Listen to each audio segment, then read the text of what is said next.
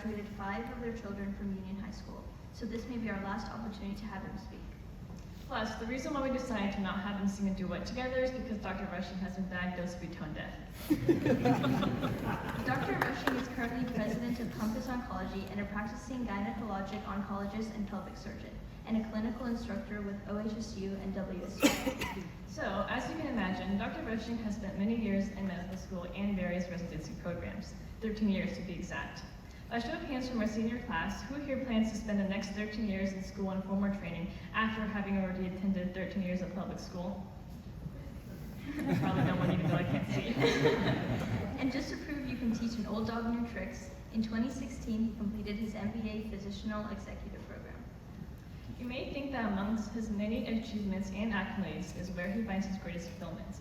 Yet you will find the responsibility he carries as a husband and a father and local area leader of the Church of Jesus Christ and Latter-day Saints is where he finds his greatest meaning and satisfaction.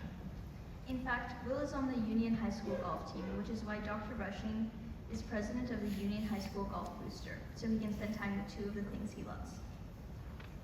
You will hear in his southern accent he is a son of the South. Please welcome our guest speaker, Dr. Scott Rushing.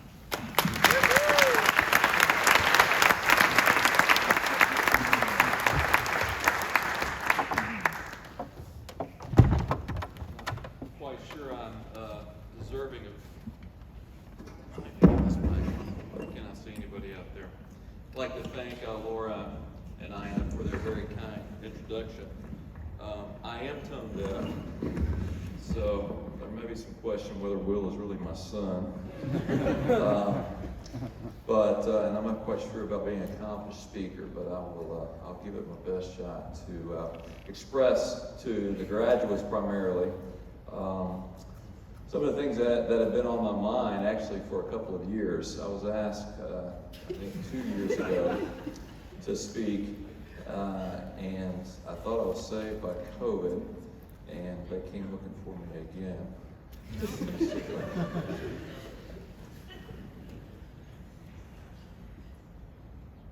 There we go. All right, what's next? So, I've been to many of these baccalaureates, as was mentioned. This is our 5th child graduating. We've faithfully attended all of them. And we have had some really incredible speakers. And so I was a little kind of shocked that they asked me to do this. It really is an honor. And it's a little bit awestruck to come up and to speak to this high school graduating class and their families. I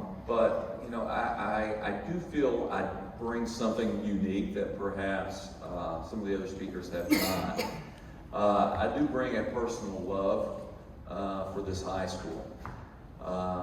Will is our last. We have had 5 kids.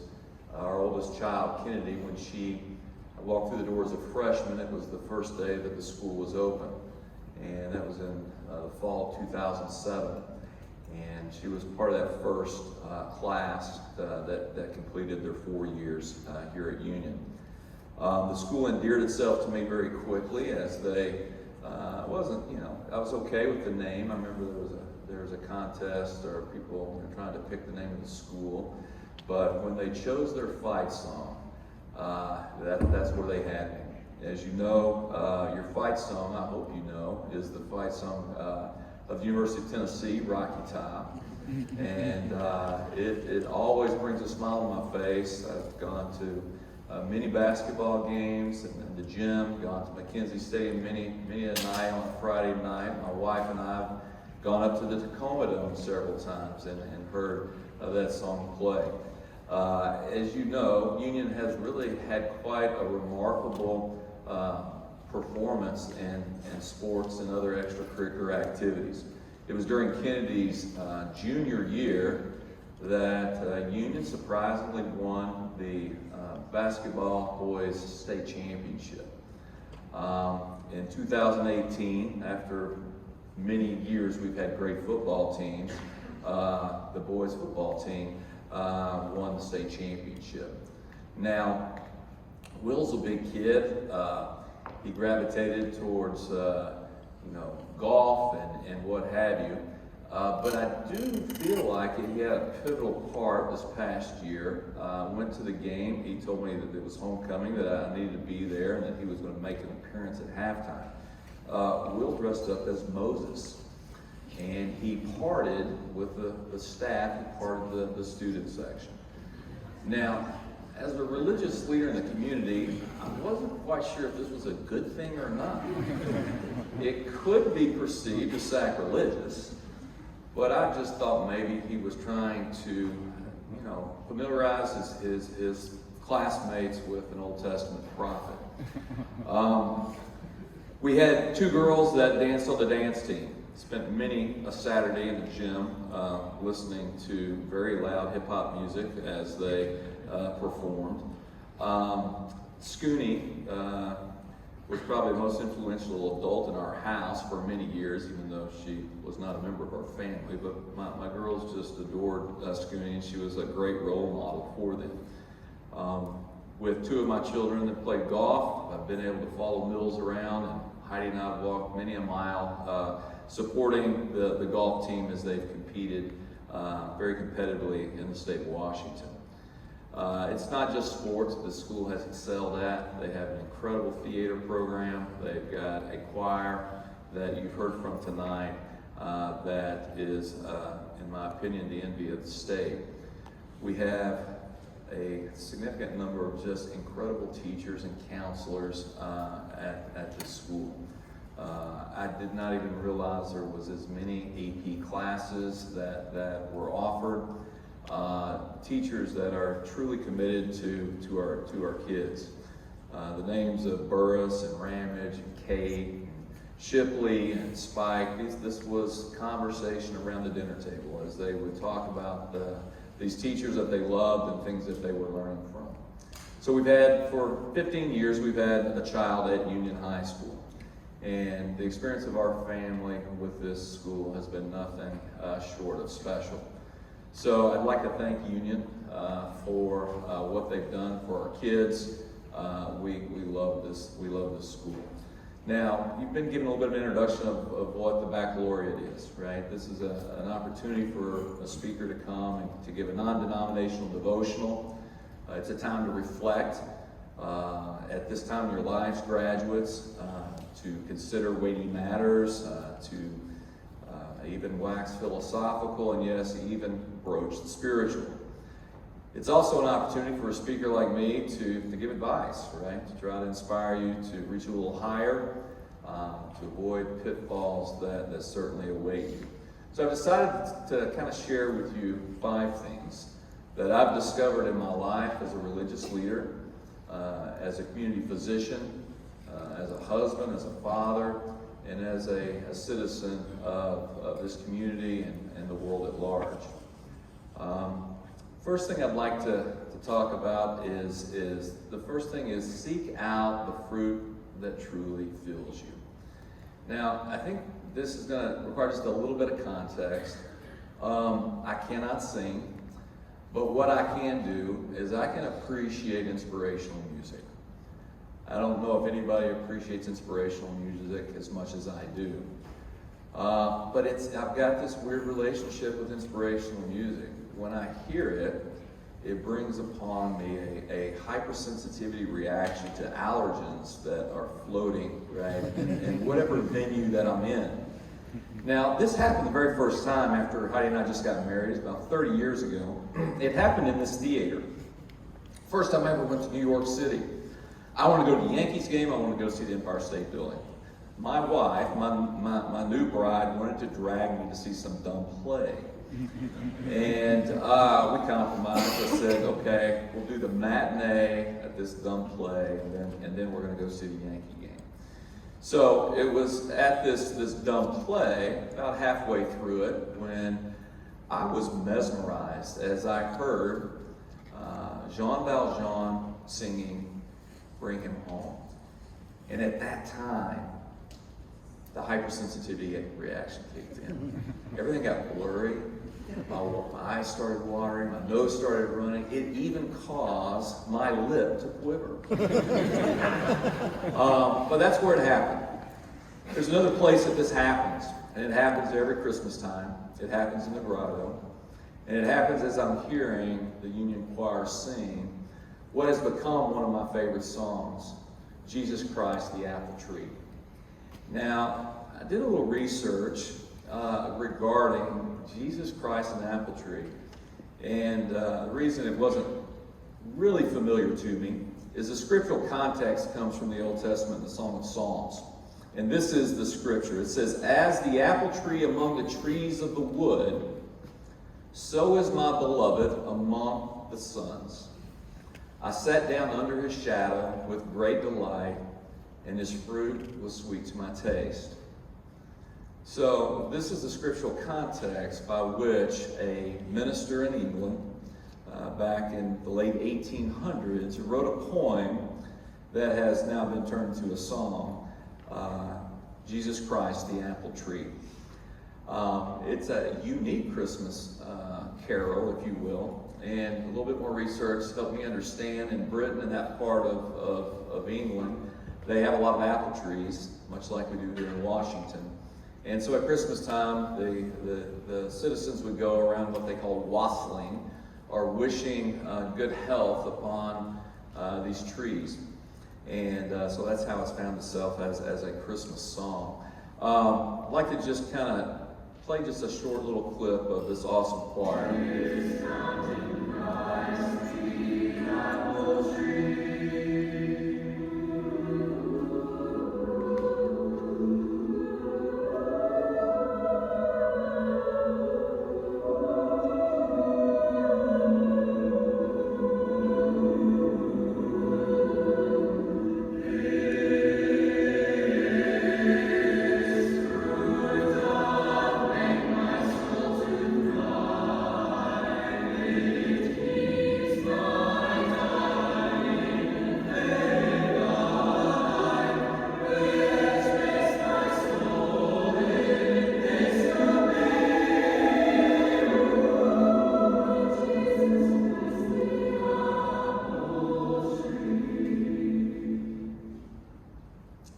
So here are some of the lyrics of this song. "The tree of life my soul hath seen, laden with fruit and always green. The trees of nature fruitless be, compared with Christ, the apple tree." And I'm going to take a little bit of kind of interpretive liberty here.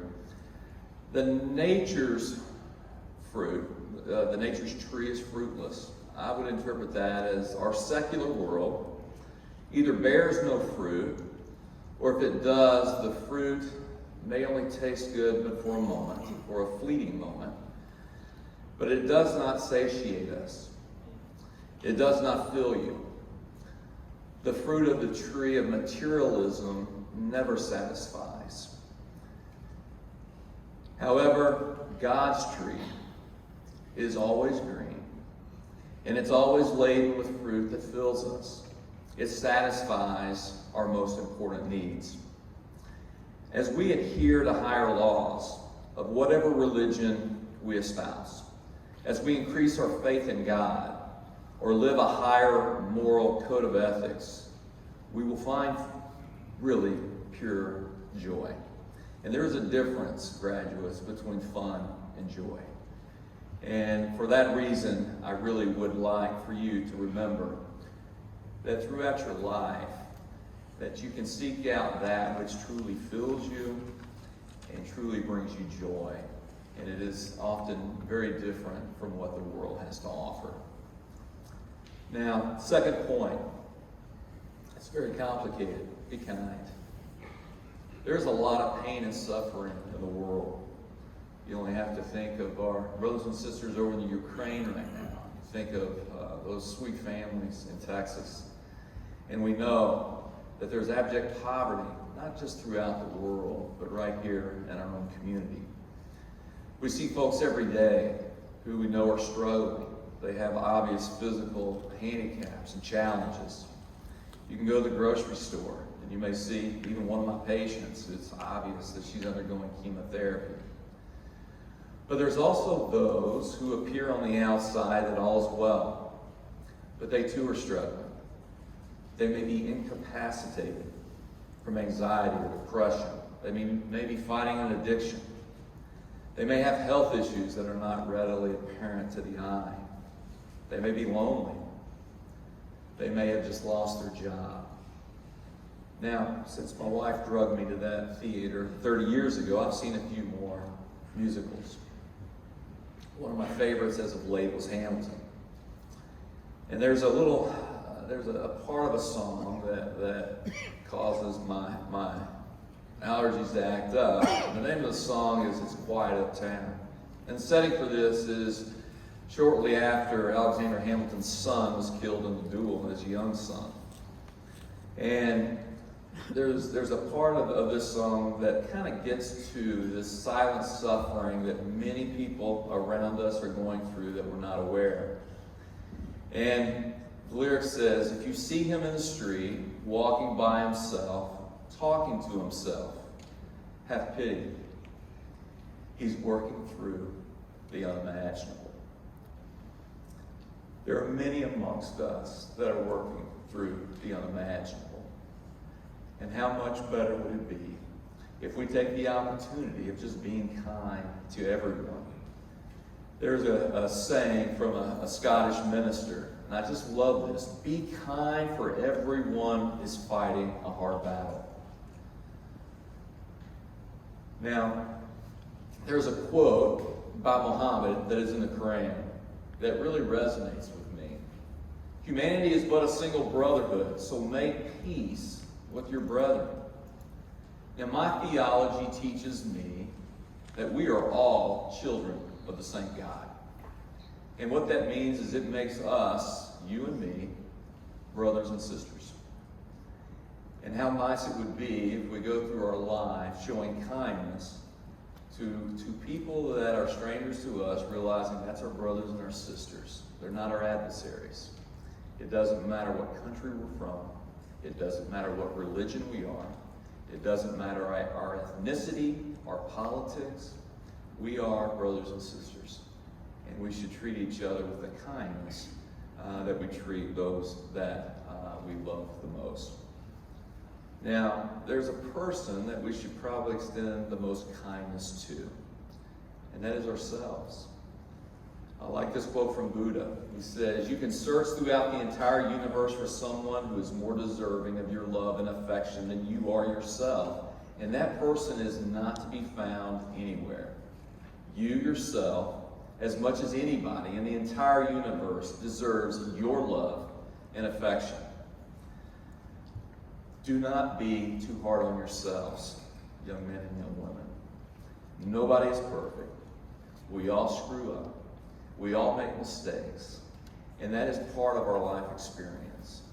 You've got to love yourself even when perhaps you have not put your best foot forward. The third point, don't resist change. Now, change is hard. I think we are kind of geared to, there's a law of physics, I'm not going to quote it, right? But we just continue to go down that path and not change anything unless there's a force that acts upon us.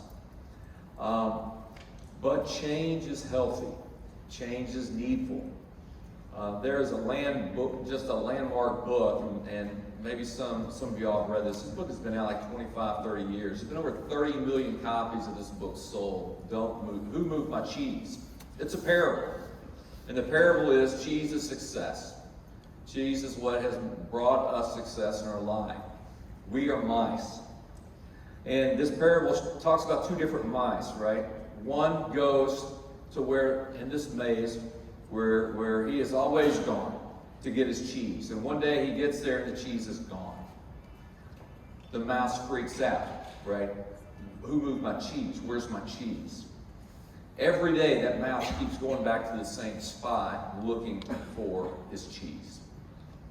There's another mouse that goes to where his cheese has always been. It didn't take him very long to figure out. He's got to figure out where his cheese is, right? So this parable kind of highlights two different approaches that we have when we are dealt an opportunity to change. Now, I want to give you two real life examples of change, of how that has affected people in different ways. Now, for the sports folks in here, maybe you recognize this is two distinguished coaches in NCAA. Bobby Knight is on your left, and Coach K from Duke is on your right. Both of these coaches started off their careers teaching at West Point. They were disciplinarians, military. Coach Knight was actually Coach K's coach. Coach K played at West Point. Now, Coach Knight was known for his style of intimidation. He instilled fear in his players. As things started changing in college basketball, he was unwavering in his offense and his defense. He was known for getting quite physical with his players. At Indiana, he actually grabbed a player by the throat. He's also known for throwing a chair out at the refs. He ended up getting fired from Indiana, and he kind of ended an uneventful career coaching at Texas Tech. What made him unsuccessful at Texas Tech is he was expecting players to commit and play for 4 to 5 years with him. And this was an era where he started coming into the one and done. Players would come for 1 or 2 years. If they were talented, they were off to the NBA. He did not succeed when they moved his cheese. You take Coach K. Coach K was also a West Point graduate. He also coached at West Point. But Coach K's teaching style changed very quickly. He became much more of a positive reinforcement coach, much open communication. He changed his offense and his defense as the three-point line came into effect, as the shot clock came into effect. He was like a master of recruiting one and dones, getting these very talented high school players. Coach K ended up, in most people's opinion, becoming the GOAT of all college NCAA basketball coaches. He's got the most victories in NCAA. He is beloved by his players. Coach K reacted very well when the cheese kept getting moved. The second example is a personal one of mine. I trained as a surgeon, as a cancer surgeon. When I trained, almost every single surgery that I performed was made through a large incision. We call it stem to sternum. I would go in and take out all the cancer. I'd take out, sometimes 20 to 30 lymph nodes. These patients would be in the hospital for at least a week. It's a big surgery. They'd get pneumonia, they'd get blood clots, they would get infections. About 15 years ago, I went to a meeting in San Diego, and I saw a piece of equipment that was being introduced into my area of expertise. This had been used, this was a robot, been used with the urologist for about a year longer than what it was being introduced into my field. And as I kind of learned about this, it just hit me that I realized this was going to be a game changer in my field. My cheese was being moved. Instead of this large incision that we had been making historically, which is on this side, this operation was going to change to 4 or 5 very small incisions.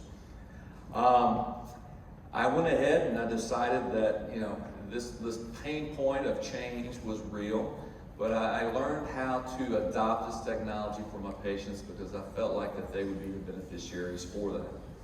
About 7 years ago, they came out with a new technology on top of this that only with the robot, instead of taking out 30 lymph nodes, which cause patients to get a lot of swelling for the rest of their lives, some of them would give lymphedema, you could inject a special dye, and through the robot, you could identify the 1 or 2 lymph nodes that were most likely to be affected.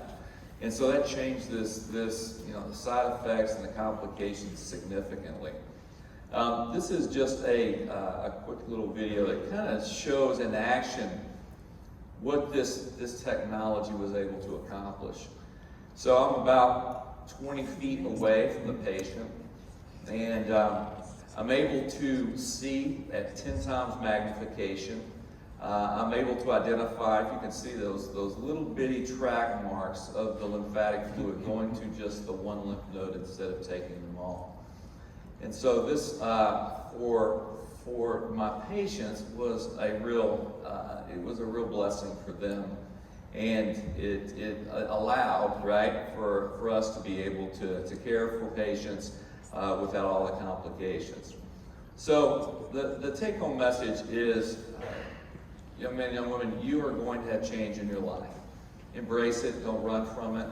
It often takes courage, right, to change what you're doing. It may change, your beliefs, you may change your profession, you may change many important things about your life, but have the courage to do that. The fourth is, remember, life is a roller coaster. This is I'm probably aging myself. There's some older folks in the room. Saturday afternoons was my favorite time to watch a program on TV. And this is what led into it. Spanning the globe to bring you the constant variety of sport, the thrill of victory, and the agony of defeat. The human drama of athletic competition.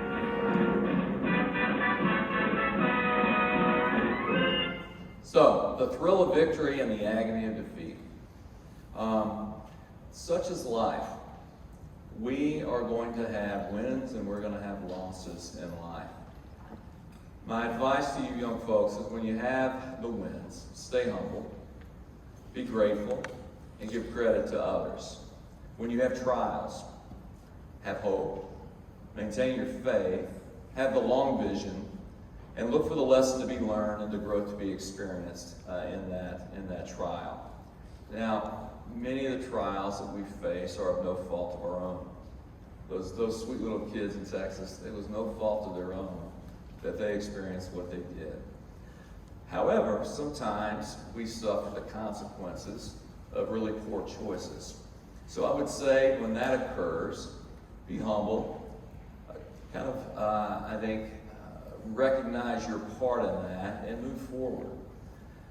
However, when these events occur in your life that you have no fault in, maintaining faith and hope in the face of this heartache is essential. Now, this is another little clip I've gotten from the choir. This was performed at State, and may I mention that this song that we recorded right here was what won the state championship for our choir. This was written by a minister by the name of George Matheson in 1882. George Matheson became blind at the age of 19. When he became blind at 19, his fiancee broke off their engagement. I think it's fair to say this was a devastating blow to this young man. So he penned out this poem, "Oh Love," and it was a little embarrassing for Will because during this performance there was waterworks going on with me and a lot of his friends said, "What's going on with your dad?" They were not aware of my medical condition.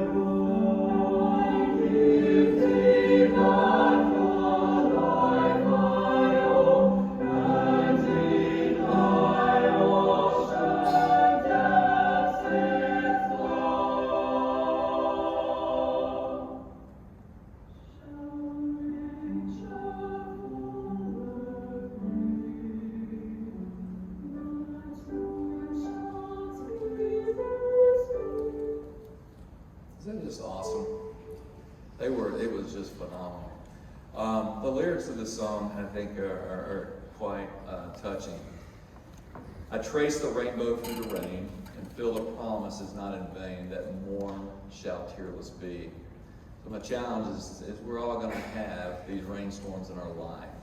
Let us look for the opportunity of tracing the rainbow, seeing the blessing in the trial, and knowing that when morning comes, that the sun will come out and the tears will be gone.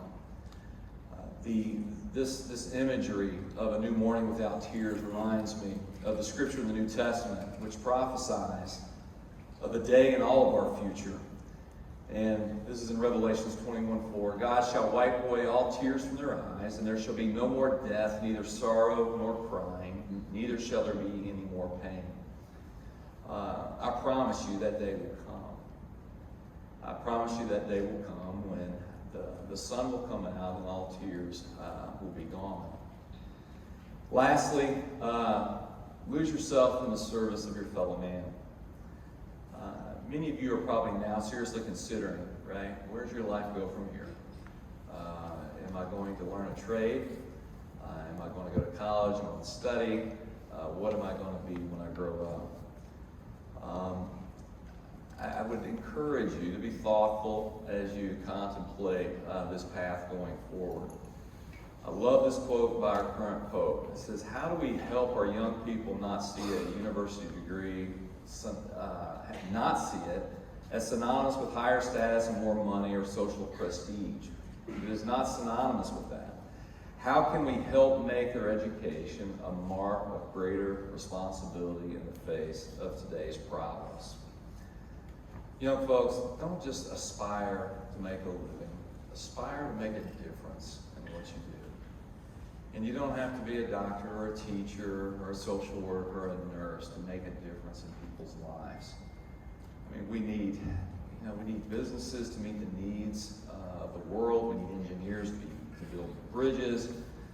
We need folks to put on inspiring musicals, to make you cry. We need you to we need public servants with integrity. So there's a wide range of opportunities that you can pursue to make a difference. Now, I just want to throw up, you may feel like you're in a classroom, but this is the summary. Seek out the fruit that fills you. And many times this will be the spiritual. It will be that which brings you joy and not just a fleeting moment of fun. Be kind. We're all in this together. You know, it doesn't cost anything to be kind. Be the one that lets someone merge in traffic, right? Be someone who opens the door for someone. Be someone that pays a compliment. Be someone who offers an uplifting word of encouragement. It can make a difference as we're all kind of managing ourselves along this bumpy road of life. Don't resist change. It's coming your way. Embrace it. Don't become irrelevant. Remember, life is a roller coaster. My theology teaches me that life is an opportunity to learn and to grow. You cannot do that without trials. So plan on having trials. None of us escapes it. But just remember, the morning will come, and there will be no tears. And you have to have faith in that. And then lastly, lose yourself in the service of your fellow man. There's a part of Mark chapter 12 of the Bible where a scribe comes up to Jesus, was trying to trick him. He says, what's the greatest of all commandments? He said, number 1, love God with all your heart. Number 2, love your neighbor as yourself. The way that we show our neighbor that we love them is we serve them. As I look back in my life, the things that have brought me the most joy have been serving my brothers and sisters. And I would encourage you at this young point in your life to make that part of your goal, that through your life you'll look for opportunities to make the difference in your brothers and sisters. I'll close with this quote. It's one of my favorite, from Nelson Mandela. What counts in life is not the mere fact that we have lived. It is what a difference we've made to the lives of others that will determine the significance of the life we led.